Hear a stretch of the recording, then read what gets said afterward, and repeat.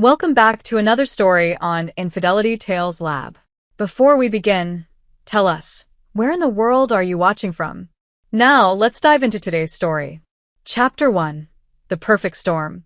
Adriana Harvey Holder stood at the kitchen window of the sprawling Connecticut estate, watching storm clouds gather over Long Island Sound.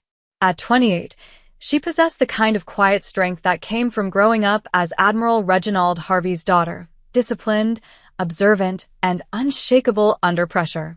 Her marriage to Scott Holder 3 years ago had been a whirlwind romance that swept her off her feet, but lately, she felt like she was drowning in the suffocating atmosphere of the Holder family mansion.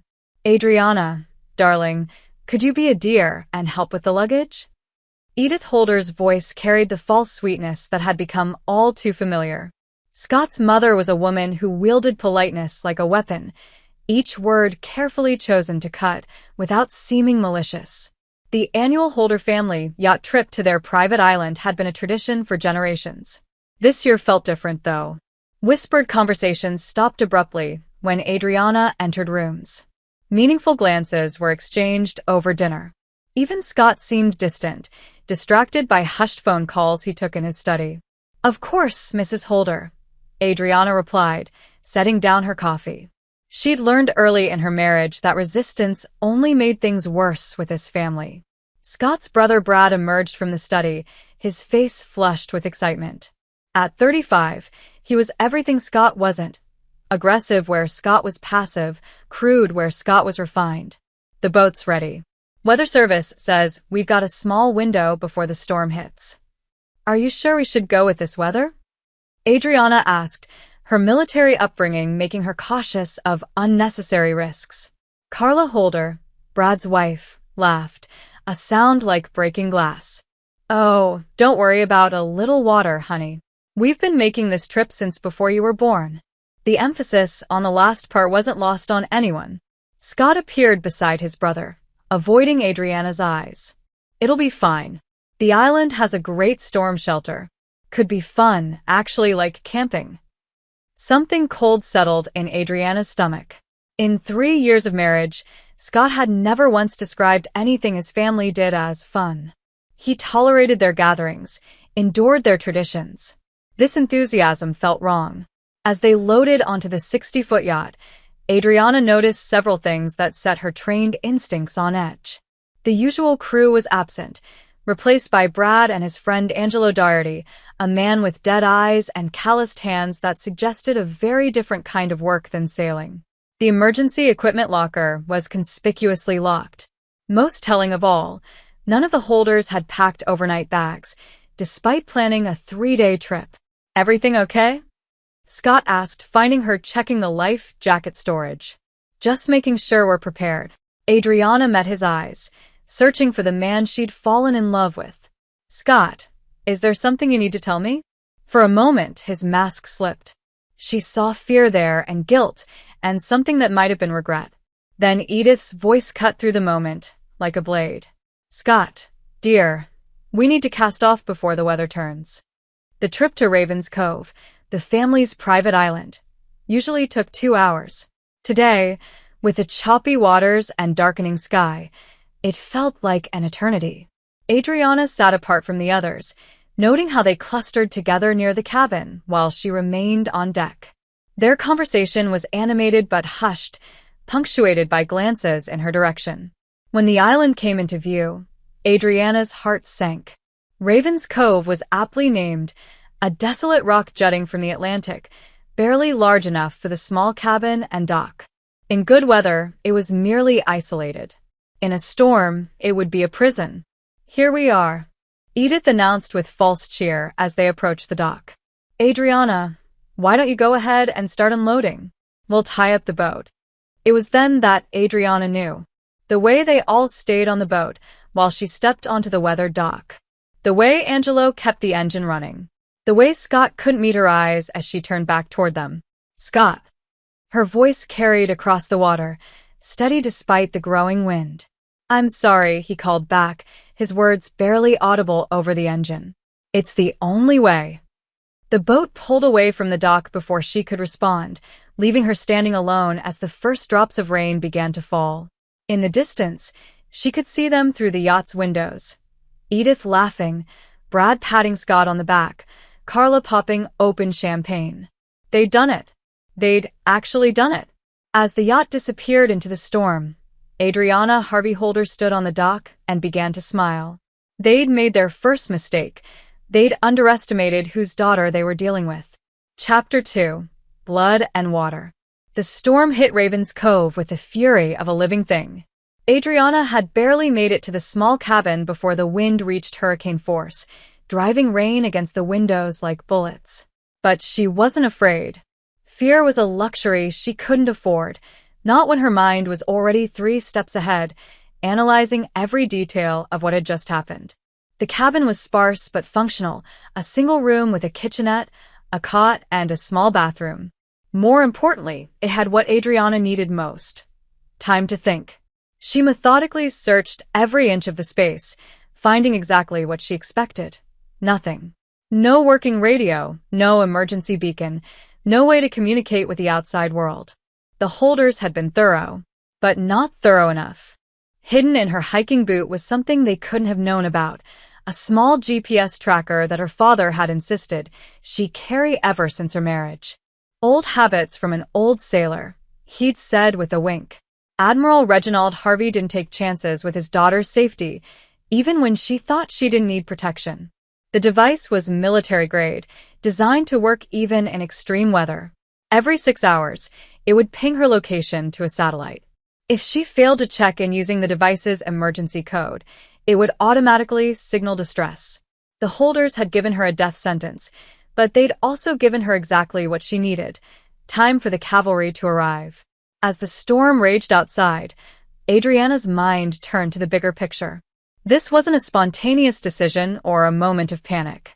The absence of the regular crew, the locked emergency equipment, the complete lack of provisions for an actual stay on the island, this had been planned, probably for months.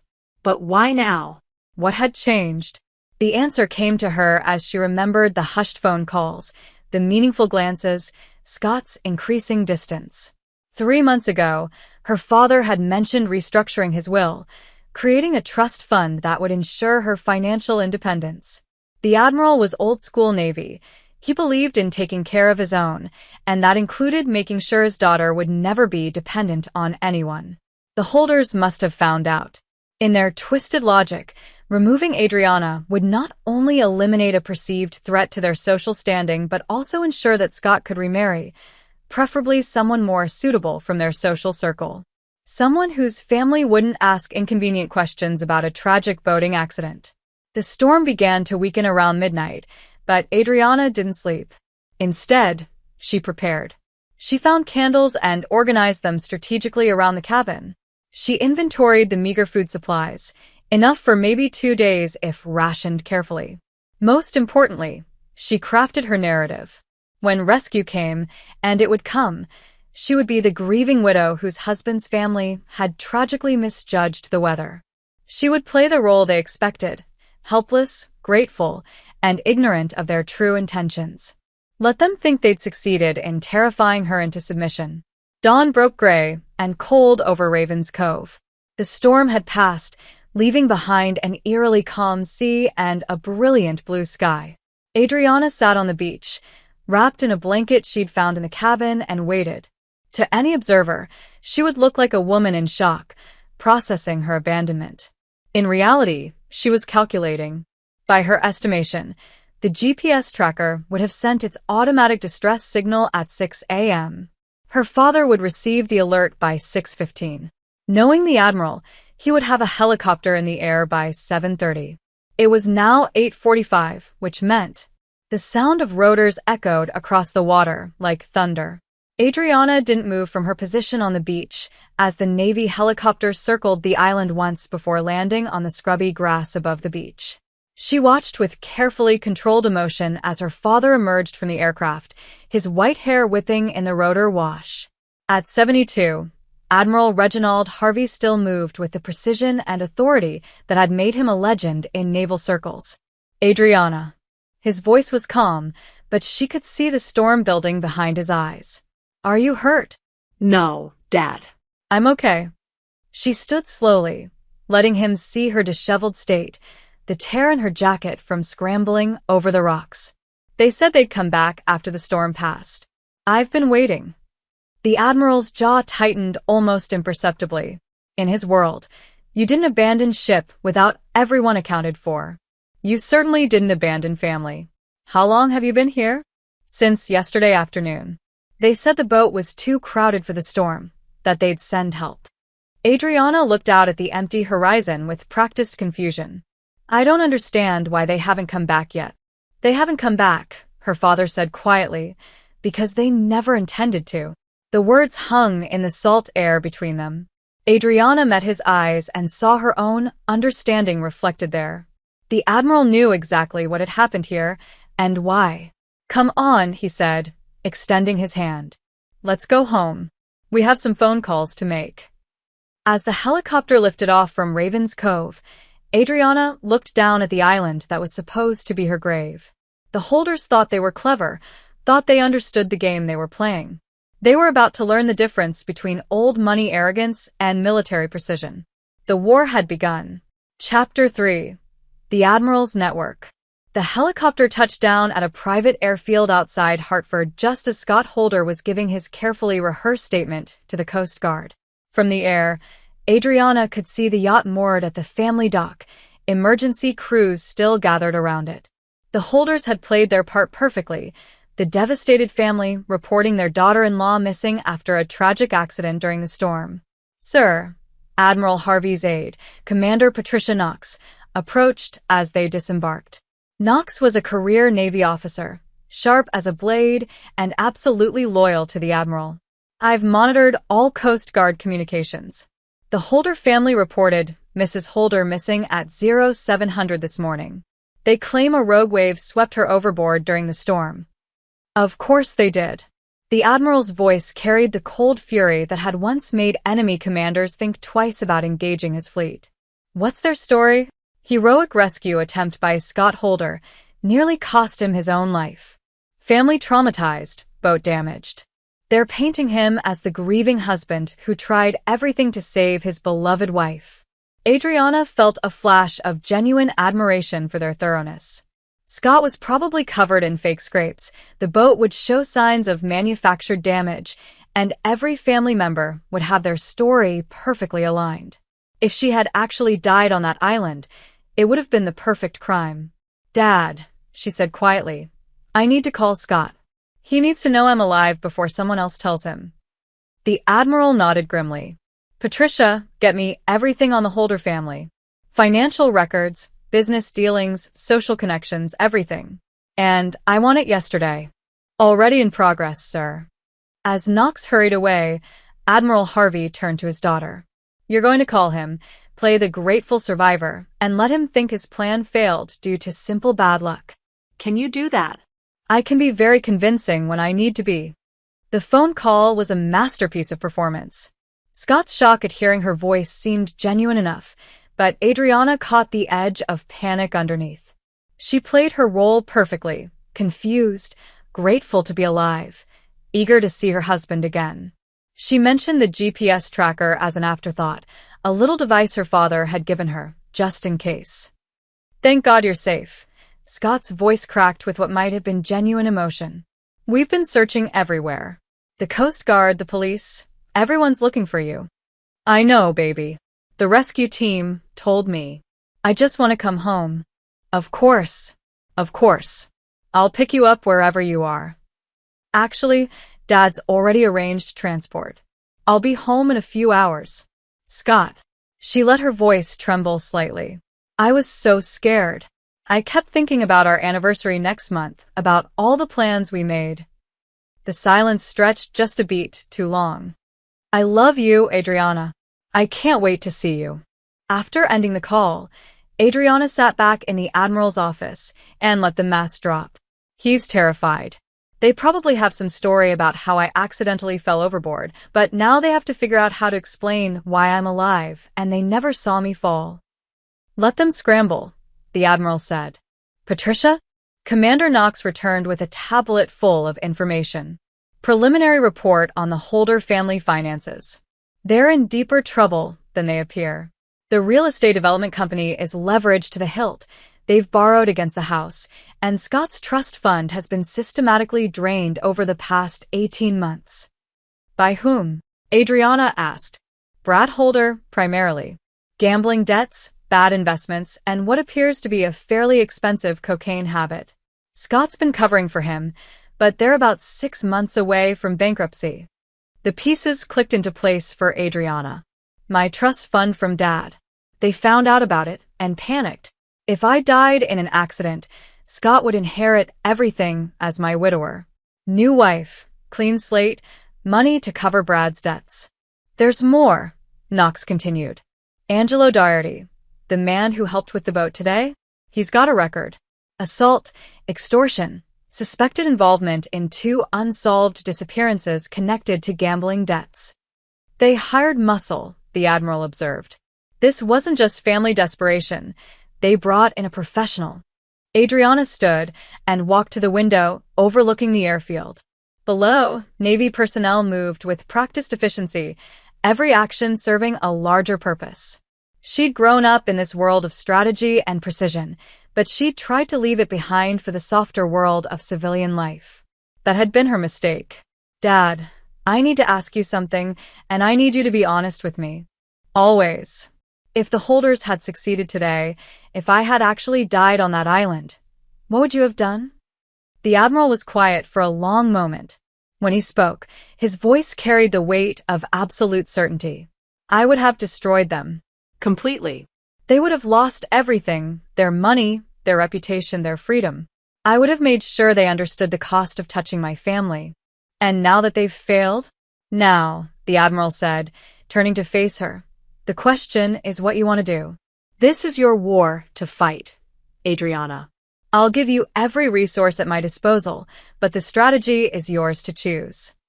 Adriana looked out at the gathering dusk, thinking about Scott's performance on the phone, about Edith's false sweetness, about the moment she'd realized they were actually going to leave her to die. The old Adriana might have been content with survival, might have sought safety in divorce and distance. But the old Adriana had never been betrayed by people she'd tried to love. I want them to suffer, she said quietly. Not quickly, not cleanly. I want them to lose everything, piece by piece, until they understand exactly what they try to do to me. Then let's get to work. Chapter 4. The Prodigal Wife Returns. The Holder mansion blazed with light as Adriana's car pulled into the circular driveway. From the outside, it looked like a celebration. Every window glowing, cars filling the drive, the sound of voices carrying across the manicured lawn. It was, she realized, exactly what it was, a celebration of her death. Scott burst through the front door before she could even get out of the car, his performance of the relieved husband absolutely flawless. He swept her into his arms, spinning her around as tears, real or manufactured, streamed down his face. I thought I'd lost you, he whispered into her hair. When we couldn't find you after the wave hit, I thought. I'm here, she whispered back, letting him feel her trembling. I'm safe now.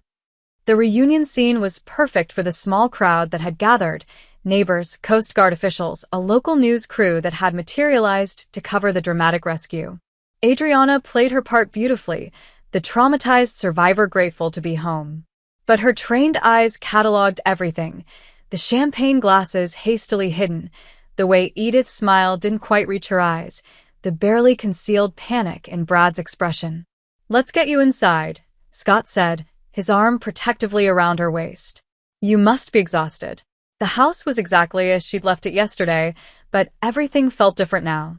The Persian rugs that had once seemed elegant now looked like potential crime scenes. The family portraits lining the hallway felt like they were watching her with hostile eyes. She was in enemy territory now, and everyone in this house had voted for her death.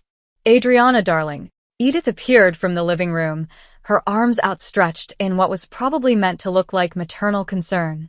We were so worried. When Scott said a wave swept you overboard. I was lucky, Adriana replied, accepting the older woman's embrace while noting how Edith's hands shook slightly. The current carried me to shore.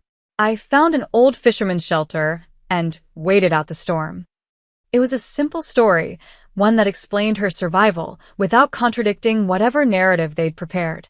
She watched their faces carefully as she spoke, seeing relief wash over them. They thought they were safe.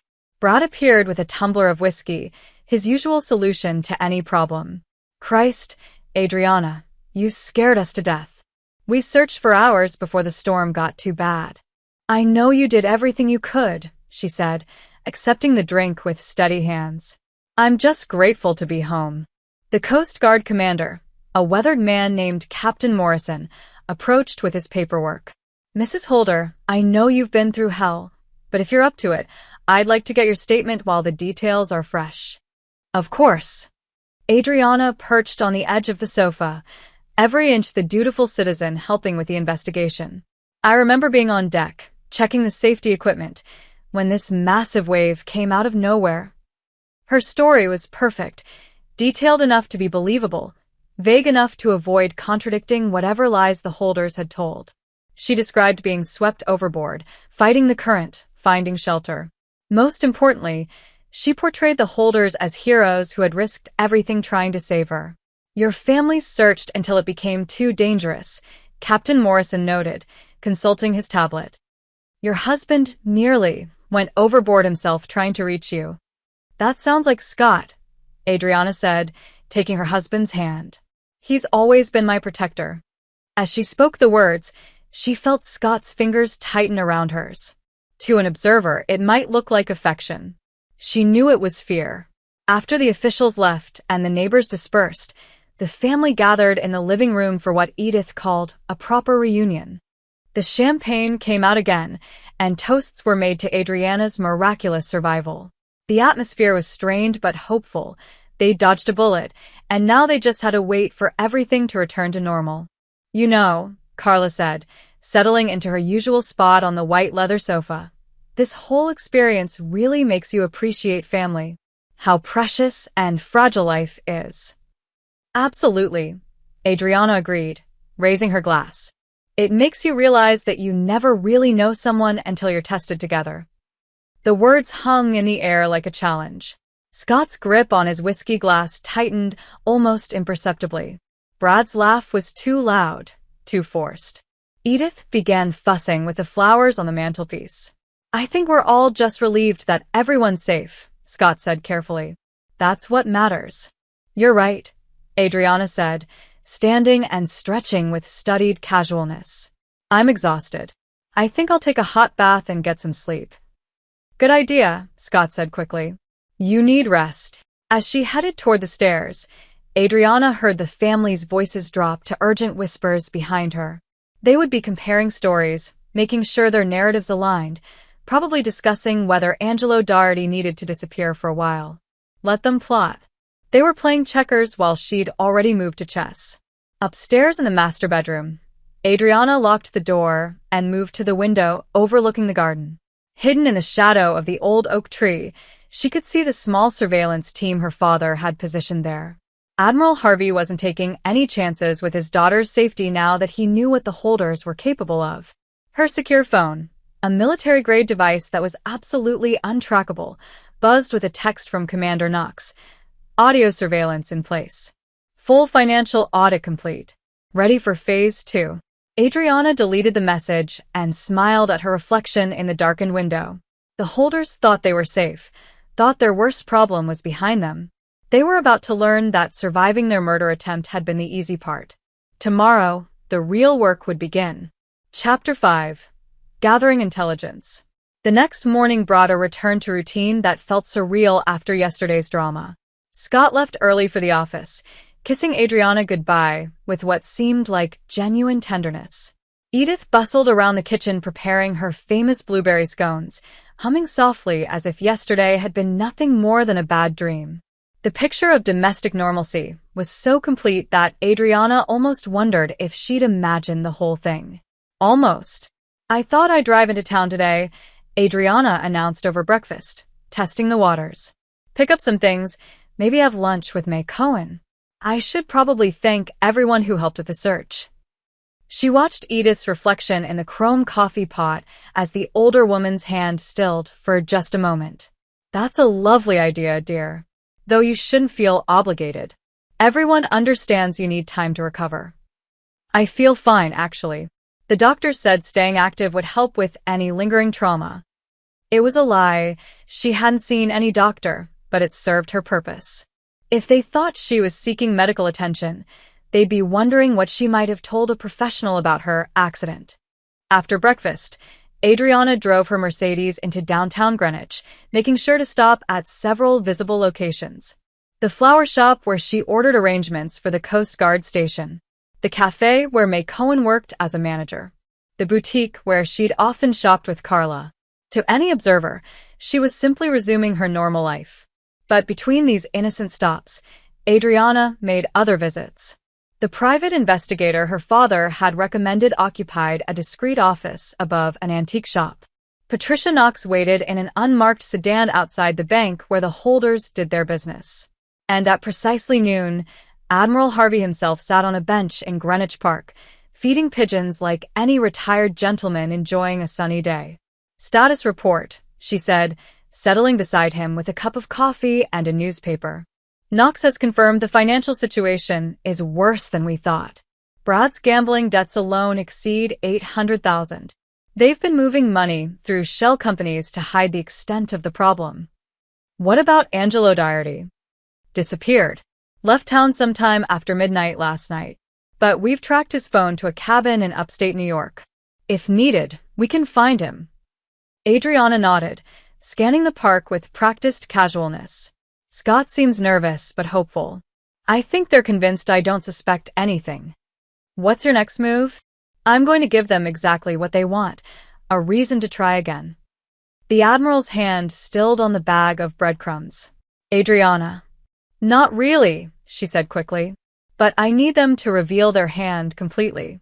Right now we have attempted murder, but proving it would be difficult. Angelo's gone. They'll all stick to their story, and there's no physical evidence. So, I'm going to make them desperate enough to be careless." That afternoon, Adriana returned home to find the house empty except for Carla, who was relaxing by the pool with a fashion magazine and what appeared to be her third martini of the day. Brad's wife had always been the weak link in the family chain, vain, impulsive, and absolutely terrible at keeping secrets.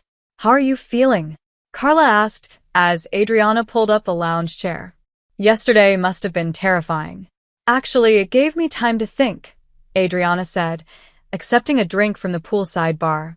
"About life, about what really matters, about making changes." "Changes?" "Well, I've been thinking about having children. Scott and I have been putting it off, but yesterday made me realize how quickly everything can change. I don't want to wait anymore." The effect was immediate. Carla's magazine dropped to her lap, and her carefully Botoxed face went pale beneath her tan. "Children? That's sudden." "Is it? We've been married 3 years. And with Dad's new trust fund arrangement, we'd be financially secure. No reason to wait." Adriana sipped her drink and watched Carla process this information. A baby would completely destroy their plans. There would be no convenient remarriage, no clean slate, no easy access to the Harvey Trust Fund. A child would mean custody battles, legal complications, and permanent ties to a family they desperately wanted to escape. "Have you discussed this with Scott?" "Not yet." "I wanted to be sure of my own feelings first. But I think he'll be excited. He's always said he wanted to be a young father." Carla excused herself shortly after, claiming she needed to start dinner. Adriana stayed by the pool, knowing that within minutes her sister-in-law would be on the phone with the rest of the family. The surveillance team her father had positioned would record every panicked conversation. As the afternoon sun slanted across the water, Adriana allowed herself a moment of genuine emotion. She had once truly loved Scott, had believed in the future they were building together. The idea of having his children had been a dream she'd cherished.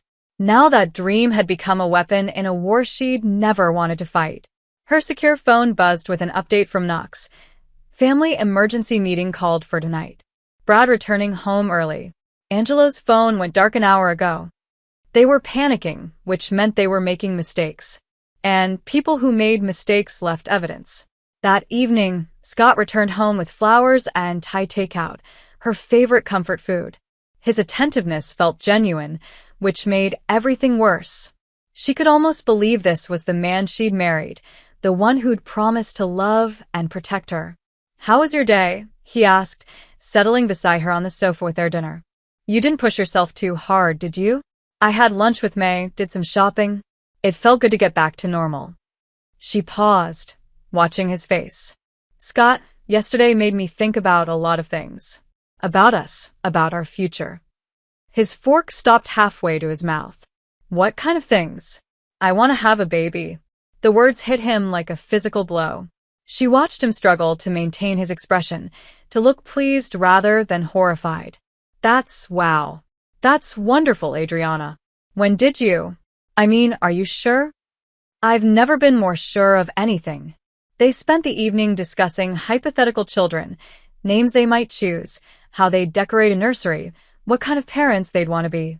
Scott played his part well, but she could see the desperation building behind his eyes. Every smile was forced, every laugh a little too loud. At midnight, as Scott finally fell into an exhausted sleep beside her, Adriana slipped out of bed and checked her secure phone. The surveillance team had recorded 3 hours of family discussions in the garden house. Knox's preliminary report was brief but damning. They're planning something for tomorrow night. Mention of finishing what they started, and making it look like grief made her careless. Adriana deleted the message and returned to bed, lying awake in the darkness beside her husband. Tomorrow night, the Holders would make their final play. And when they did, she'd be ready.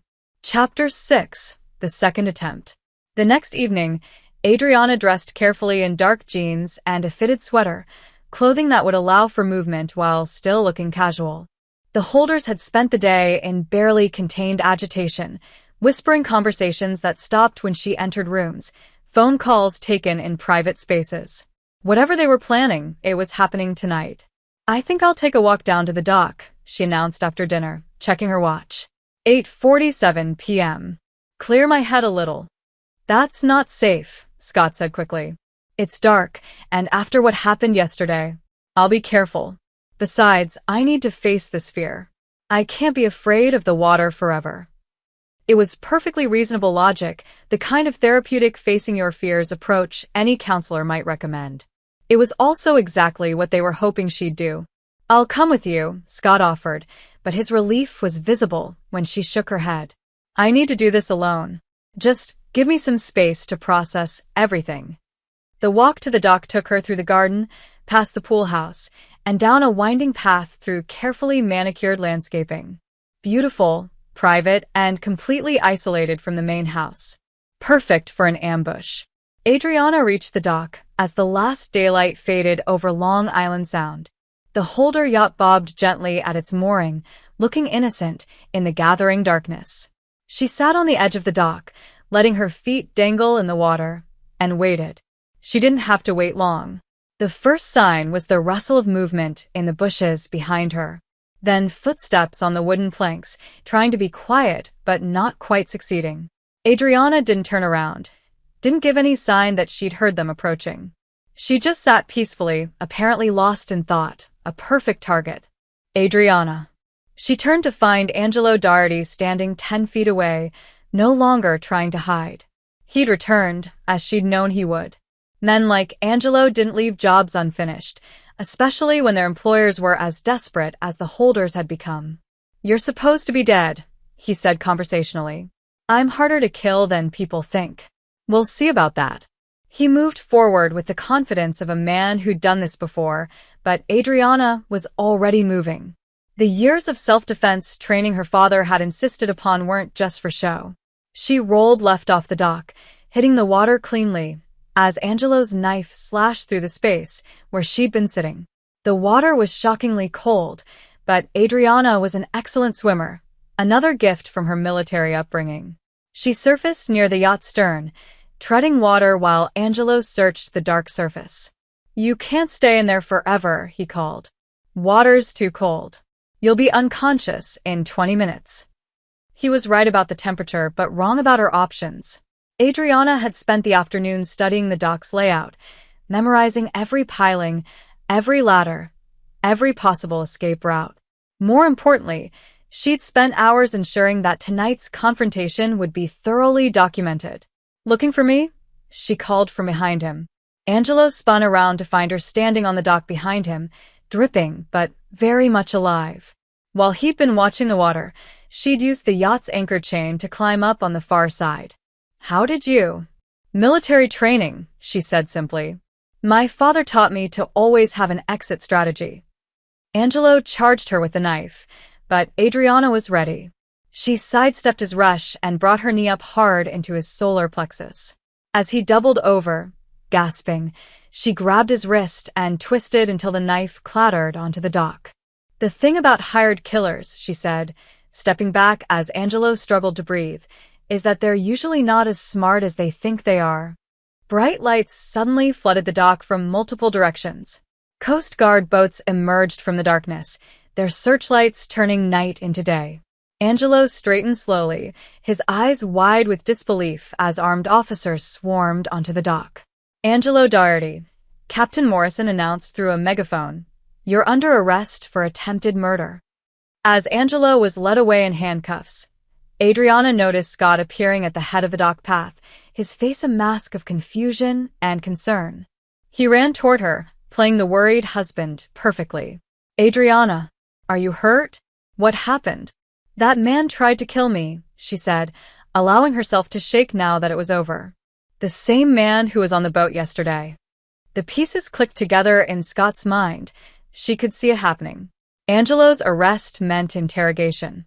Interrogation meant deals. Deals meant testimony. Their carefully constructed story was about to collapse. "I don't understand," Scott said weakly. "Why would he?" "I don't know," Adriana replied, accepting a Coast Guard blanket. "But I'm sure the investigation will figure it out." As they walked back toward the house, Scott's phone buzzed with increasingly frantic texts from his family. By morning, Angelo would be talking to federal prosecutors. By afternoon, warrants would be issued. The Holder's perfect crime was unraveling thread by thread.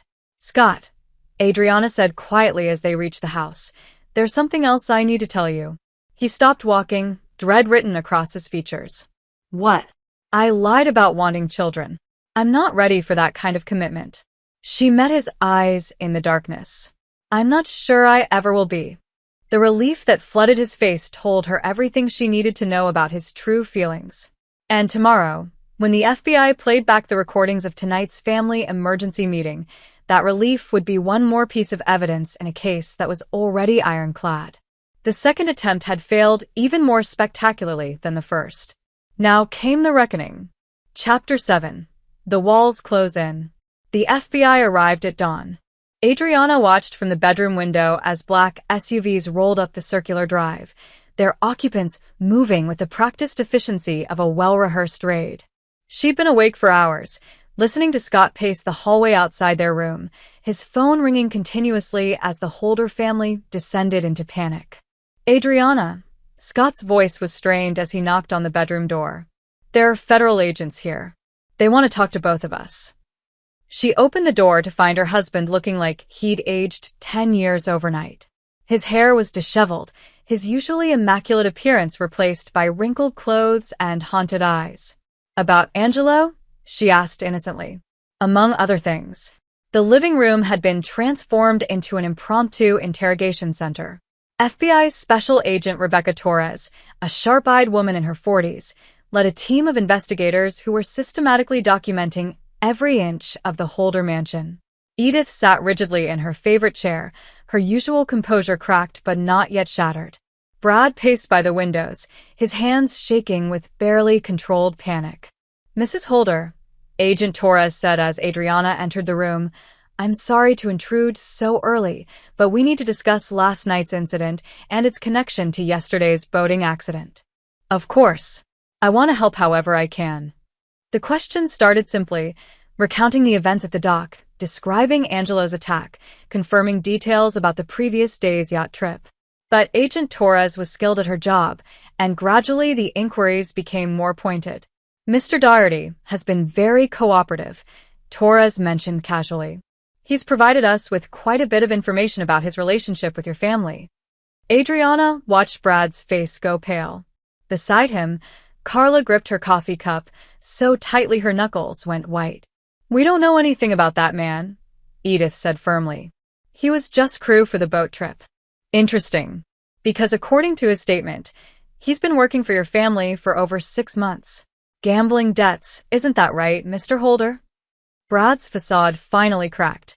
"I want a lawyer." "That's your right." "Mrs. Holder," Torres turned back to Adriana, "were you aware of any financial difficulties your husband's family might be experiencing?" "No," Adriana replied honestly. "They never discussed money around me." It was true. The Holders had been careful to keep their financial problems hidden from her, probably to maintain the fiction that they were helping her by bringing her into their family rather than the other way around. "What about your trust fund, Mrs. Holder? Did your husband ever discuss that with you?" Scott looked like he was going to be sick. "I don't see how Adriana's personal finances are relevant to this investigation."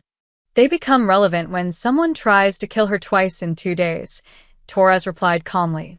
"Especially when that someone has financial motives." The interrogation continued for 3 hours.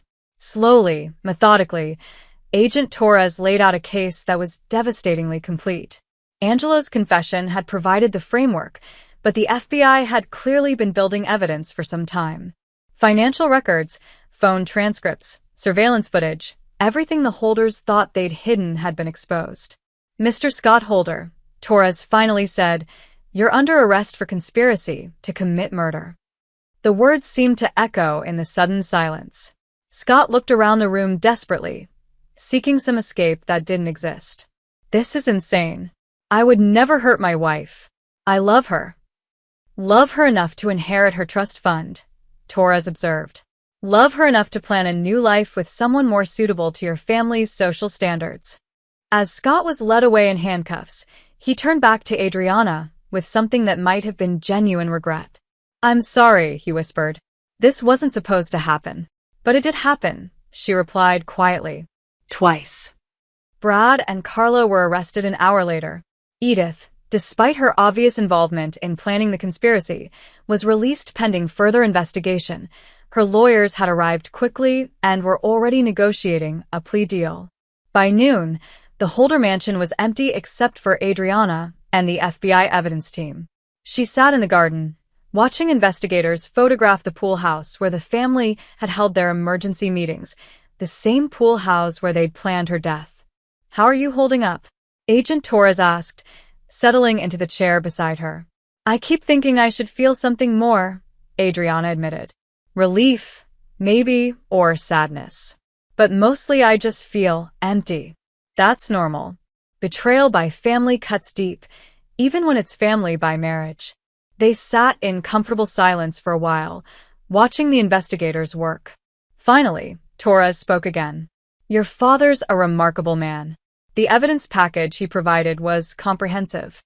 Adriana smiled for the first time in days. "The Admiral doesn't do anything halfway." "Neither do you, apparently.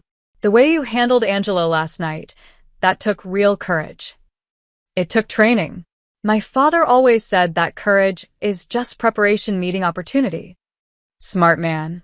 Torres stood to leave, then paused. "For what it's worth, I think you're going to be fine. You're stronger than they ever realized." As the FBI team packed up and left, Adriana remained in the garden as shadows lengthened across the lawn. Tomorrow there would be lawyers and divorce proceedings and media attention. Tonight, for the first time in months, she was truly alone. Her secure phone buzzed with a message from Admiral Harvey. "Come home." It was time to leave the Holder mansion behind and return to the world where family meant protection, not betrayal. Where love wasn't a weapon, and where the people who claimed to care about you actually meant it. The war was over, and Adriana Harvey had won. Chapter 8. The Reckoning.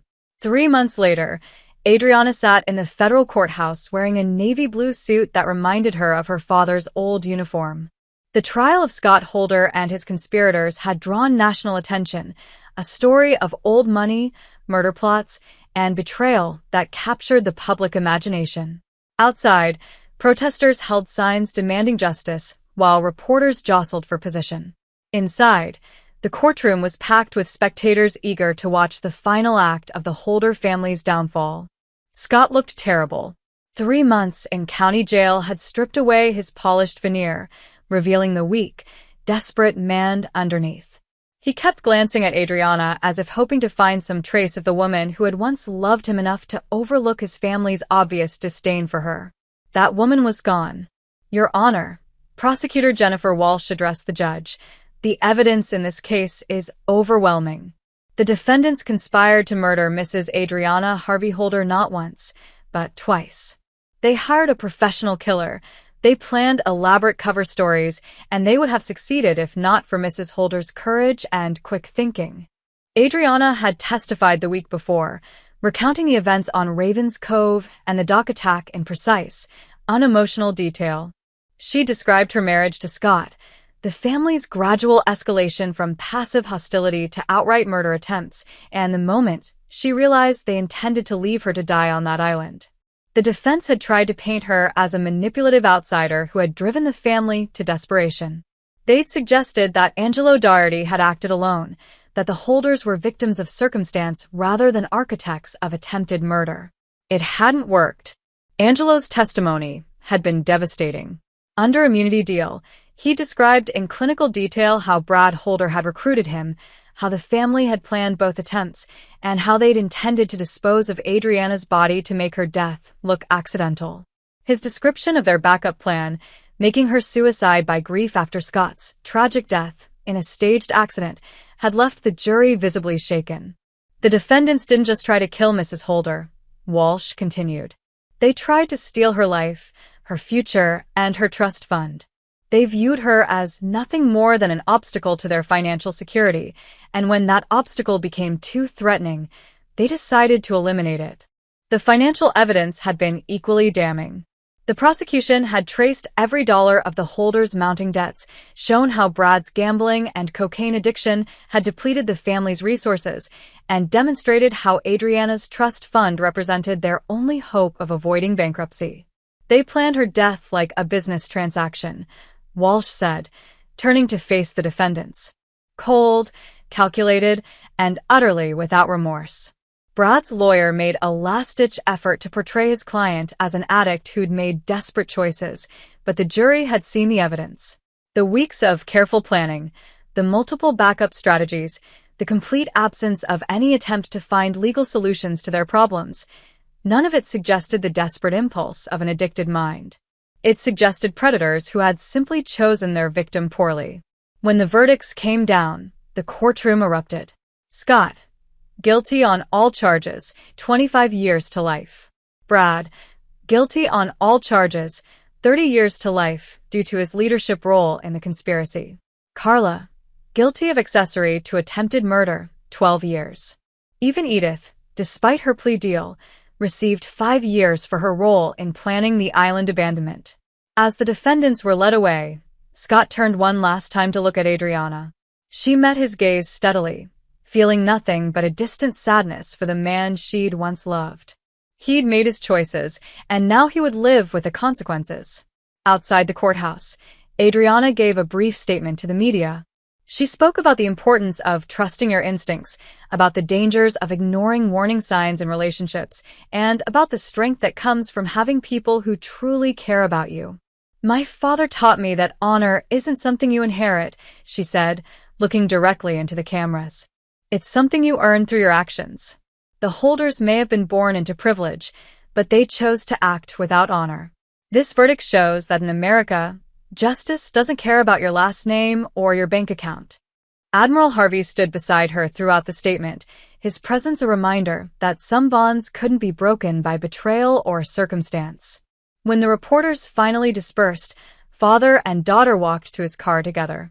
How do you feel? He asked as they drove away from the courthouse. Like I can finally breathe again, Adriana admitted. For months, I felt like I was living in a house of mirrors, never sure what was real and what was manipulation. Now I know. And what do you know? That I'm stronger than I thought. That you and Mom raised me right. And that I'll never again ignore my instincts about people. They drove in comfortable silence for a while, leaving the chaos of the courthouse behind. The Holder mansion had been sold to pay legal fees and Angelo's hush money. The family's assets had been frozen and would likely be used to pay their mounting debts. Their carefully constructed world of privilege and pretense had crumbled completely. "What's next?" the Admiral asked. Adriana smiled, feeling genuinely happy for the first time in months. "I've been thinking about that." "Did you know there are organizations that help domestic violence survivors? Women who need protection from dangerous partners. I imagine your experience might be valuable to people in similar situations." "That's what I was thinking. Maybe it's time to put my training to good use, help other people who find themselves trapped in dangerous relationships." The Admiral nodded approvingly. "Your mother would be proud." As they pulled into the driveway of her childhood home, Adriana felt a peace she hadn't experienced since before her wedding. The house looked exactly the same, neat, welcoming, safe. Inside, she knew, were photo albums full of memories from a childhood where love had been demonstrated through protection rather than manipulation. The Holders had tried to destroy her, but they'd only succeeded in revealing her true strength. Now that strength would be used to help others who found themselves facing similar betrayals. It was a fitting end to a war she'd never wanted to fight, but had fought with honor and won completely. Chapter 9: New Horizons. 1 year later, Adriana stood in the conference room of the domestic violence shelter she'd helped establish, looking out at a group of women who reminded her of herself a year ago, scared, confused, but stronger than they knew. The Harvey Foundation for Family Safety had become her life's work, a place where military precision met compassionate understanding. "The most important thing to remember," she told the group, "is that your instincts are usually right. If something feels wrong, it probably is. Don't let anyone convince you otherwise." Among the faces looking back at her was a young woman named Sarah, whose husband had tried to stage her suicide. Another was Elena, whose in-laws had attempted to have her committed to gain custody of her children. Each story was different, but the pattern was always the same: predators who viewed their victims as obstacles to be eliminated rather than people to be loved. After the session, Adriana walked through the shelter's facilities with May Cohen, who had left her cafe job to become the Foundation's program director. The building was state-of-the-art, funded by Adriana's divorce settlement from Scott and her father's military connections. It provided not just emergency shelter, but job training, legal assistance, and security consulting. "The FBI referred another case to us," May reported as they walked. "A military wife whose husband's family is trying to prove she's mentally unfit." Sound familiar? Too familiar. What's our timeline? She's safe for now, staying with friends on base. But the custody hearing is next month. Adriana nodded, already planning their response. The Foundation's track record was impressive. They helped over 200 women in the past year, with a zero-tolerance policy for anyone who tried to manipulate or harm their clients.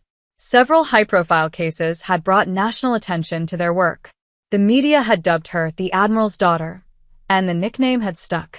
She didn't mind. It served as a warning to anyone who might underestimate the women they were trying to help. As evening approached, Adriana drove to the harbor where her father kept his sailboat. She'd taken up sailing again after the trial, reclaiming her love of the water that the Holders had tried to poison. Tonight was her weekly dinner with the Admiral, a tradition they'd started after her divorce was finalized. "How was your day?" he asked as they cast off from the dock. "Productive. 3 more women placed in safe housing, 2 job placements, and 1 very satisfying conversation with the prosecutor about a case in Massachusetts." "The husband who tried to arrange his wife's skiing accident?" "The same. He's looking at 25 to life, thanks to the evidence we helped gather." They sailed in comfortable silence as the sun set over Long Island Sound, the same waters where Adriana's nightmare had begun a year ago. Now they represented freedom and possibility rather than betrayal and fear. "I got a letter from Scott," Adriana mentioned as they anchored in a quiet cove. The Admiral's expression darkened. "What did he want?" "Forgiveness, apparently. He's found religion in prison and wants to make amends." She pulled the letter from her bag and tossed it overboard without opening it. "Some things don't deserve a response." "Good." The man forfeited any claim to your attention when he tried to have you killed. As stars began to appear in the darkening sky, Adriana reflected on the journey that had brought her here. The naive woman who had married Scott Holder was gone, replaced by someone harder but more authentic. She'd learned that love without trust was worthless, that family could be chosen as well as inherited, and that sometimes the greatest strength came from refusing to be a victim. Her secure phone buzzed with a message from Agent Torres, who had become a friend and occasional consultant to the Foundation. Remember our discussion about international cases? I've got something you might find interesting. Adriana smiled as she read the message. The Foundation's work was expanding beyond domestic cases. They'd been approached by the State Department about helping American women trapped in abusive relationships overseas, situations where local law enforcement couldn't or wouldn't help. "What's that smile about?" the Admiral asked. "Expanding operations. It looks like we might be going international." Good. Evil doesn't respect borders. Neither should justice. As they sailed back toward shore, Adriana thought about all the women who had trusted her with their stories over the past year. Each one had found the courage to fight back against people who had underestimated them. Each one had proven that survival could become strength, and strength could become purpose. The Holders were serving their sentences in separate facilities, their appeals denied, their names permanently associated with their crimes.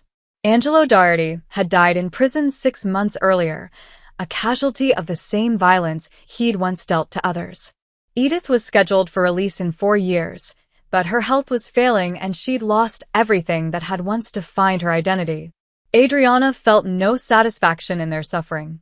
Their punishments were consequences, not victories. The real victory was in the lives that had been saved, the families that had been protected, and the message that had been sent to anyone who thought they could prey on vulnerable women without consequences. The Holders had tried to destroy Adriana Harvey because they thought she was weak. They'd learned too late that she was her father's daughter, trained to fight, raised to protect others, and absolutely unwilling to be anyone's victim. As the lights of the harbor came into view, Adriana was already planning tomorrow's work.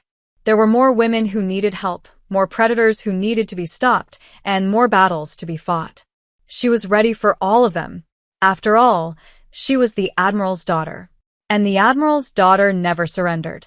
And there you have it. Another story comes to an end. What did you think?